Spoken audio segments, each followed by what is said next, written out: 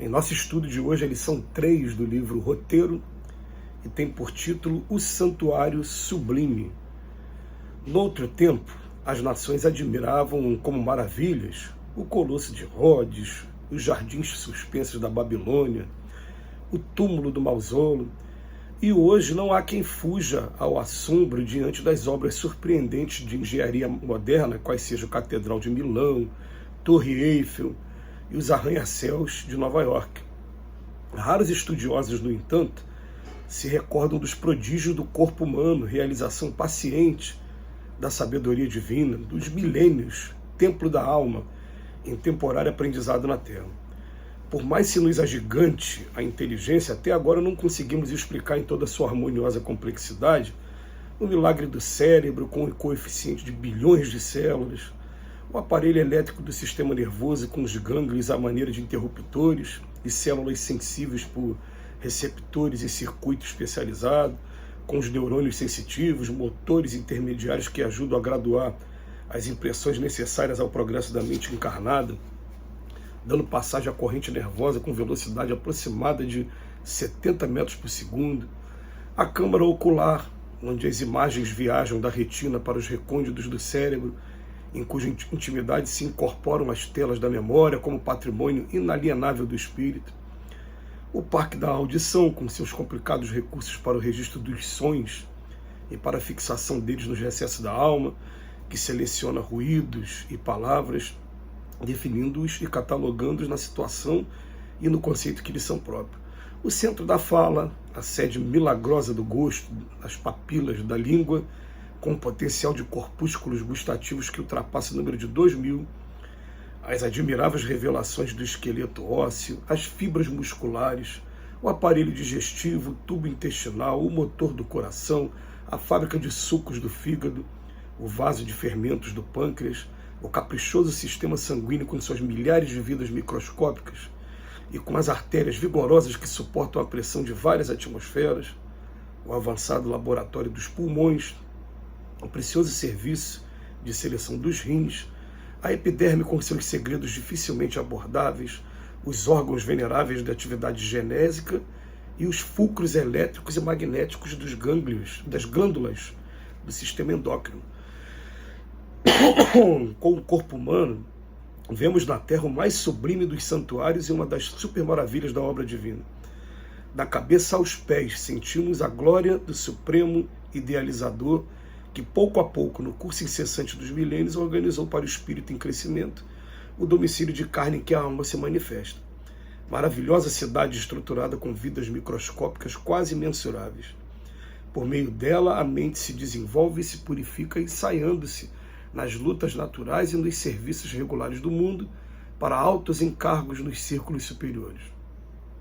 A bênção de um corpo, ainda que mutilado ou disforme na Terra, é como preciosa oportunidade de aperfeiçoamento espiritual, o maior de todos os dons que o nosso planeta pode oferecer. Até agora, de um modo geral, o homem não tem sabido colaborar na preservação e na sublimação do castelo físico. Enquanto jovem, estraga-lhe as possibilidades de fora para dentro, desperdiçando-as impensadamente, e tão logo se vê prejudicado por si mesmo ou prematuramente envelhecido, confia-se à rebelião, destruindo de dentro para fora, a golpes mentais de revolta injustificável e desespero inútil. Dia surge, porém, no qual o homem reconhece a grandeza do tempo vivo, em que se demora no mundo e suplica o retorno a ele, como trabalhador faminto de renovação que necessita de adequado instrumento à conquista do abençoado salário, do progresso moral para suspirar da ascensão às esferas divinas. Emmanuel escreveu esse texto já há algum tempo. A primeira edição desse livro foi lançada em 1952, mas a gente agora, no século XXI, está tendo uma preocupação grande em estudar o corpo humano e cuidar desse vaso sagrado, como dizia Paulo de Tarso. A gente começa a perceber, sim, todas as suas possibilidades, e até aquela pessoa que não tem o menor interesse em cursar medicina está tendo agora um interesse em saber como a gente mantém o corpo, até porque a nossa alimentação de hoje é muito diferente da alimentação da década de 50, quando Emmanuel escreveu esse livro Roteiro. A nossa alimentação hoje, ela buscando o prazer da gula, do gosto. O que acontece? A gente tem se alimentado muito, de maneira muito equivocada. A gente tem desprezado as necessidades básicas do nosso corpo, dentro da quantidade proteica, uma quantidade de vegetal para fibras e uma quantidade de carboidrato para ser transformado em energia. E, basicamente, com os nossos amigos da nutrição, a gente aprende isso. O carboidrato vai ser transformado em energia, o vegetal vai ser a fibra para poder ajudar na digestão, enquanto que a proteína vai te ajudar nos músculos, na manutenção da estrutura do nosso corpo. E a gente tem explorado muito com relação a fast food, esse lanche rápido, muito mais a parte de carboidrato e de gordura, e explorado muito pouco as outras duas partes. E aí o que está acontecendo? A gente começa a ver, sim, que pega as fotos da década de 50, da década de 40, as pessoas eram muito mais magras do que hoje. Hoje a obesidade se tornou, não é epidemia, é pandemia mesmo. Com exceção daqueles países que vivem miséria, passam dificuldade muito grande, você para ver em todos os países de terceiro e de primeiro mundo, você vai perceber que estamos todos obesos. E é chegado o momento que a gente começa a perceber que a bênção de um corpo, ainda que mutilado ou disforme na Terra, é como preciosa oportunidade de aperfeiçoamento espiritual.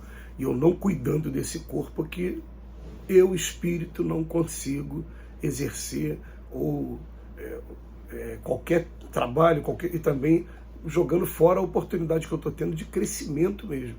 Então a gente começa a se preocupar, sim, a gente precisa, sim, de exercício físico. Aí você fala, por que precisa de exercício físico? Porque a nossa vida não é mais igual à vida da década de 50, por exemplo. Hoje a gente trabalha muito mais sentado, muito mais raciocinando do que colocando a mão no pesado. A gente percebe aqueles que trabalham, com meus amigos que trabalham com obra, eles não estão obesos, a grande maioria deles não estão obesos, porque eles estão gastando energia, enquanto a grande maioria das pessoas estão fazendo curso superior, estão trabalhando na frente de um computador, estão trabalhando em home office, não estão caminhando, não estão andando de bicicleta. A gente precisa o tempo todo consumir essa energia que a gente está colocando para dentro. Então a gente vai desenvolvendo o prazer de se alimentar bem e ao mesmo tempo não está gastando a energia que a gente está consumindo. O que está acontecendo? O corpo está começando a tirar as nossas possibilidades. A gente lembra de uma lição que tem num livro do Humberto de Campos, escrito através de Chico Xavier, de um palestrante espírita que a espiritualidade inferior tentou de todas as maneiras afastá-lo do trabalho.